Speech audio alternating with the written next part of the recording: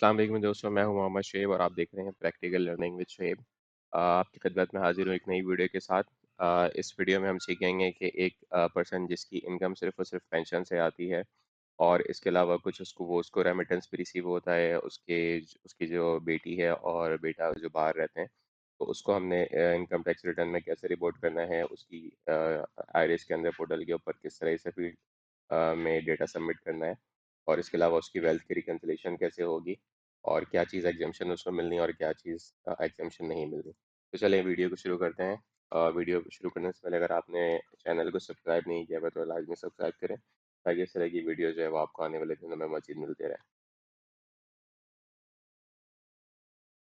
तो सबसे पहले आपने आ जाना है आइरिस के पोर्टल के ऊपर और इसको लॉगिन कर लेना है इनकी CNIC के साथ। ये आपसे कैप्चा पूछेगा, ये आपने डाल देना है। हर बार ये एक नया होगा क्योंकि एफबीआर ने इसको सिक्योरिटी पर्पस के लिए इंट्रोड्यूस किया है। उसके बाद आपने आ जाना है अपने इनकम टैक्स रिटर्न के ऊपर 2026। यहाँ से ऑटो आ जाएगा और आपने इसको सिलेक्ट करना है और कंटिन्यू के ऊपर क्लिक करना है। जैसे यहाँ पे ये इंटरफेस आपके पास आएगा तो एफबीआर आपसे पहले ही पूछ लेता है कि आपकी सोर्स ऑफ इनकम जो है वो क्या है। यहाँ पे आप देख सकते हैं मुख्तलिफ कैटेगरीज हैं। एक इनकम है, एक रेंटल इनकम है, एक बिजनेस से इनकम है, और कोई इनकम नहीं है या एग्रीकल्चर इनकम है। तो हम सिंपल रखते हैं इस वीडियो को क्योंकि ये रिलेटेड है हमारी पेंशन से रिलेटेड, पेंशन इनकम से रिलेटेड। अगर आप चाहें तो इस इनकम फ्रॉम सैलरी वाले को भी सिलेक्ट कर सकते हैं, और अगर आप चाहें तो इनकम फ्रॉम अदर सोर्स को भी सिलेक्ट कर सकते हैं। मैं प्रेफर करूंगा इसको, क्योंकि अगर आप इसको सिलेक्ट करते हैं तो इसमें आपकी एम्प्लॉयर की डिटेल भी पूछेगा, जो कि अगर आपके पास नहीं है या आपको अभी एट द टाइम नहीं मालूम, तो आप इसको सबमिट नहीं कर सकेंगे। तो हम इसको सिलेक्ट करेंगे इनकम फ्रॉम अदर सोर्स, और ये आपसे पूछेगा कि आप जो है वो सेक्शन 82 के तहत आप पाकिस्तानी रेजिडेंट है या नहीं। इसका मतलब ये होता है अगर आप आउट ऑफ 365 183 डेज पाकिस्तान में स्टे करते हैं तो आप रेजिडेंट कहलाएंगे। तो आपने इसको यस करना है क्योंकि आप रेजिडेंट हैं, और स्टार्ट फाइलिंग के ऊपर क्लिक करना है। जब यहाँ पे आप आते हैं तो आपको देखिएगा आउटसोर्स है, ये पेंशन की यहाँ पे डिटेल आ रही है, टैक्स डिडक्शन है। आपने यहाँ से ऐड करना है प्रॉफिट ऑन डेट और अदर सोर्स। आपने यहाँ से करना है ऐड इनकम, और आपने यहाँ से लिखना है रॉयल्टी, रेंट, फैमिली पेंशन, और इसको आपने ऐड कर देना है। यहाँ पे जैसे ही आप ऐड करेंगे तो आपके पास यहाँ पे एक अमाउंट आ जाएगी जो कि टोटल अमाउंट होगी। अच्छा, मैं आपको प्रेफर करता हूँ हमेशा कि आप अपनी अपनी सोर्स फाइल को हमेशा कंपटीशन पहले करें और उसके बाद आप आइरिस के ऊपर सबमिट करने जाएं। तो एक फ़ाइल है जो हर एक इंडिविजुअल की मैं हमेशा रेडी करता हूँ at the time of filing, ताकि वो हमारे पास सोर्स जो वर्किंग है वो पूरी मौजूद हो, और हम जस्ट यहाँ पे पहले वर्किंग कर लें और उसके बाद आइरिस के ऊपर जो है पेश कर दें। तो सबसे पहला टैब होता है, एक थोड़ा सा ओवरव्यू करा देता हूँ मैं इस फाइल का आपको।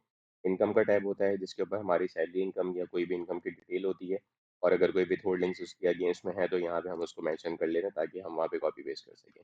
तो साइड में हमारे पास होता है उसकी पर्सनल एक्सपेंडिचर्स का। ये सारे कैटेगरीज हैं जिसमें आप इनको बाइफिकेट कर सकते हैं, लेकिन एट द राइट टाइम हम सिर्फ एक के अंदर करेंगे जो कि हाउस होल्ड एक्सपेंडिचर है। तो यहाँ पे ये NHJD होता है। उसके बाद आती है वेल्थ स्टेटमेंट, जो कि हर साल कैरी फॉरवर्ड होती है और आपकी वेल्थ की इंक्रीज या डिक्रीज को यहाँ पे बताती है, और इसकी रिकन्सिलेशन बनती है। जब आप आइरिस के पोर्टल के ऊपर जाते हो तो वहाँ पे मुख्तलिफ कॉलम्स होते हैं, मुख्तलिफ सेल्स होते हैं जिसको सबमिट करना होता है। ये वो ऑलरेडी वो सारे हम यहाँ पे पहले फिल आउट कर लेते हैं और उसके बैलेंस से सारी चीज़ों को ले लेते हैं। ठीक है, इसके बाद हमारी MIS की वर्किंग होती है। MIS से कोई डाटा निकला, मजीद कोई वर्किंग। इसके अलावा एडिशनल अगर आप कोई कंपटीशन करना चाहें जिसकी बेसिस के ऊपर आपने कोई नंबर बनाया तो बैंक के क्रेडिट्स और सारी चीज़ें। और राइट टाइम आप इसी के अंदर आप बिजनेस का जो है वो स्लैब और सैलरी का स्लैब भी रख सकते हैं, ताकि आप अगर आपने रियल टाइम किसी इनकम से कैलकुलेशन करनी है तो जस्ट आप यहाँ पे उसकी सैलरी डालो और यहाँ पे उसका टैक्स कैलकुलेट हो जाएगा। तो ये अगर आपको इस फाइल की नीड हो तो आप जस्ट कमेंट करें या दिए गए व्हाट्सएप नंबर के ऊपर मैसेज करें तो मैं आपको ये शेयर कर दूंगा।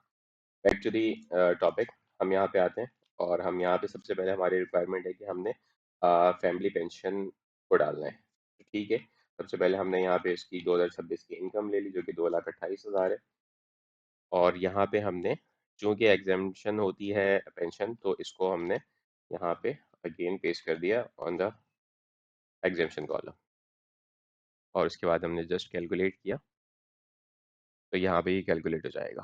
ठीक है, नेक्स्ट हम चलते हैं। नेक्स्ट स्टेप हमारा जो है वेल्थ स्टेटमेंट का। हम पहले वेल्थ के ऊपर आते हैं, उसके बाद कोई इसी तरह की अगर कोई विथहोल्डिंग्स है जो कि यहाँ पे इस केस में नहीं है, अगर होती तो हम ऑलरेडी यहाँ पे हमने उसको फिल आउट किया होता और हम यहाँ से उसको फिल आउट कर देते। अगर क्योंकि ये सैलरी पर्सन है और पेंशन में उनकी कोई भी विथहोल्डिंग इसी तरह की नहीं कटी हुई। तो इसके बाद हम आ जाते हैं अपने नेक्स्ट कॉलम पे ऊपर जो कि डायरेक्ट टैक्स चार्जेबल को हम देख लेते हैं। ये सारे कॉलम है, अगर आपकी कोई डिडक्शन रिडक्शन है, जैसे टीचर्स के ऊपर रिडक्शंस नॉर्मली मिलती है, तो उसको यहाँ से हम रिड्यूस कर सकते हैं अपने टैक्स को। लेकिन ये चूँकि पेंशन ऑलरेडी एग्जेम्प्टेड है, तो इसको हम वो कर चुके हैं। हम यहाँ पे आते हैं कंपटीशन के टैब के अंदर, और हम यहाँ पे देखते हैं कि इनकी जो फाइनल टैक्स की अमाउंट है वो 11,400 आ रही है, जो कि प्रीपेड आ रहा है। तो फाइनल टैक्स की अमाउंट कहाँ से आ रही है, वो फाइनल टैक्स से आ रही है, हम इसको देखेंगे। यहाँ पे विथ होल्डिंग के ऊपर आएंगे, टैक्स चार्जेबल के ऊपर अदर सोर्स, टैक्स रिडक्शन, और यहाँ पे हम देखते हैं कि यहाँ पे इनकी विथ होल्डिंग टैक्स और फाइनल टैक्स। फाइनल टैक्स में आप देखें तो यहाँ पे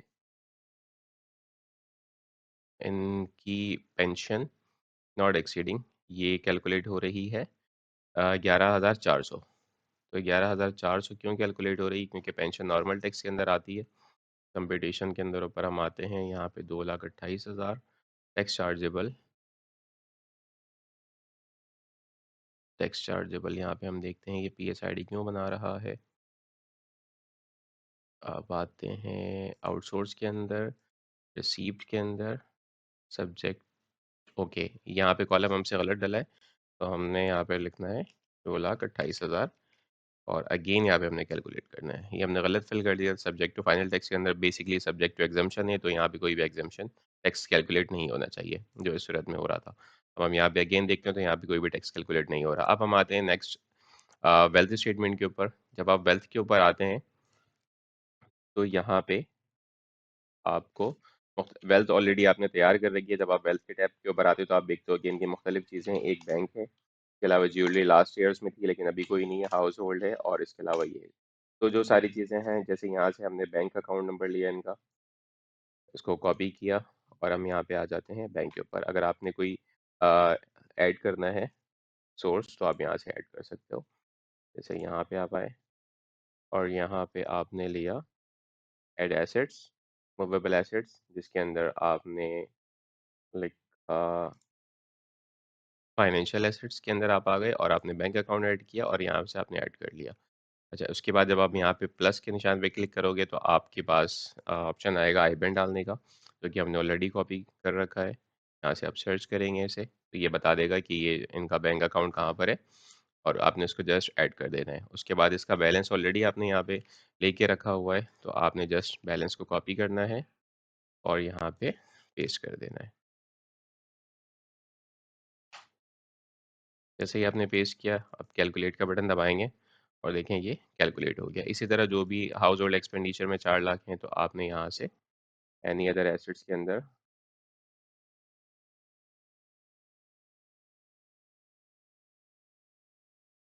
आपने हाउस होल्ड को भी और पर्सनल आइटम को भी ऐड कर दिया। हाउस होल्ड के अंदर आपने 4 लाख पुट कर दिया। इसके बाद आपने पर्सनल आइटम्स के अंदर 350 के ऐड कर दिया। अगेन आपने कैलकुलेट का बटन दबाया और इसके बाद कैश इन हैंड में आपने ऐड कर दिया। वंस अगेन आपको ऐड करना होगा एसेट्स के अंदर आप आए, और once again any other assets,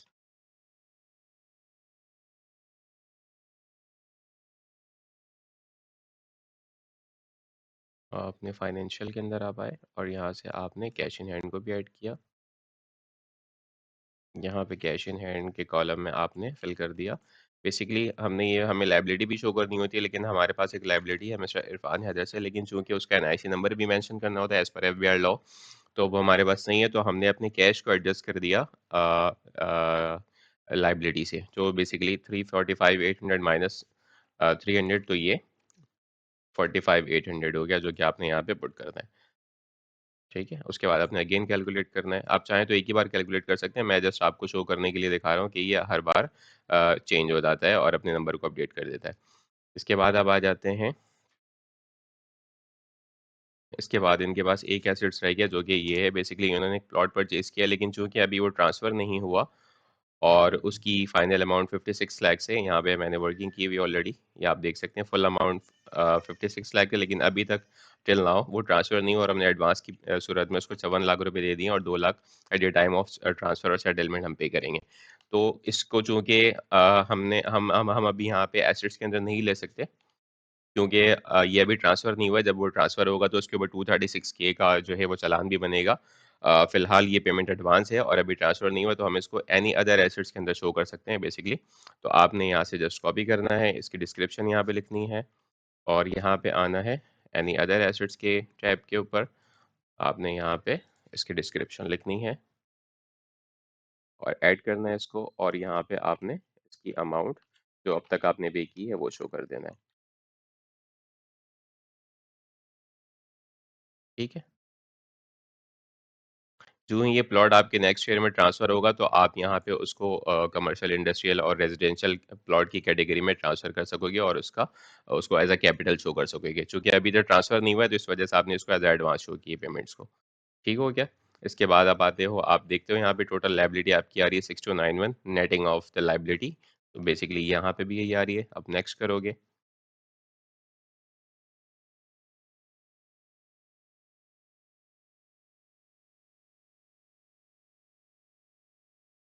next करते हो तो आपके पास ये आता है नेट एसेट्स प्रीवियस ईयर, जो कि बेसिकली हमारे पास ये है और ये है। प्रीवियस ईयर्स का नेट एसेट्स हमारे पास ये है, जो कि यहाँ पे रिकन्सिलिएशन के कॉलम में हम आ जाते हैं। इसको हम फिल आउट करते हैं यहाँ पे और कैलकुलेट करते हैं। ये आपके पास आ जाती है 400321। Net assets previous year 639।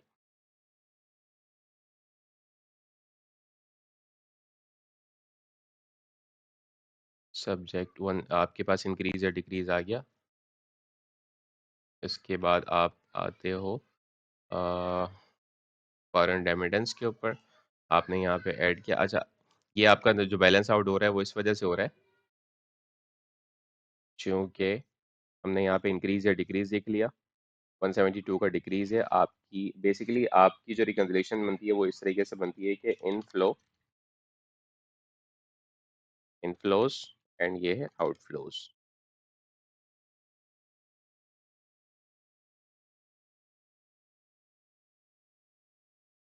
आपकी जो यहाँ पे आप ले लोगे बैलेंस।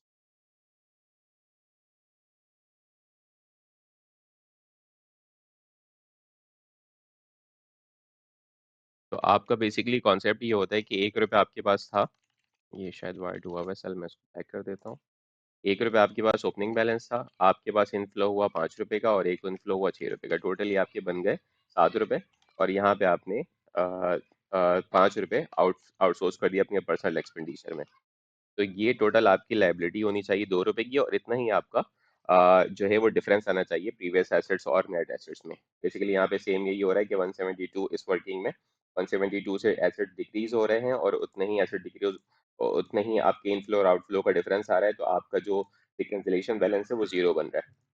तो उसको हम एडजस्ट करेंगे जब आपने यहाँ पे अपनी दोनों साल के एसेट्स डाल दिए, आपने डिफरेंस देख लिया कि 172 ही आ गया है।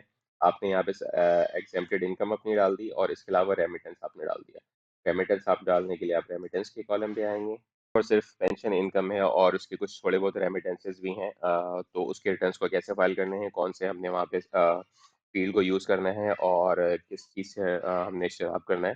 तो अगर वीडियो अच्छी लगी हो तो चैनल को सब्सक्राइब करें और वीडियो को लाइक करना ना भूलें। मिलते हैं अगली वीडियो में। अल्लाह हाफ़िज़।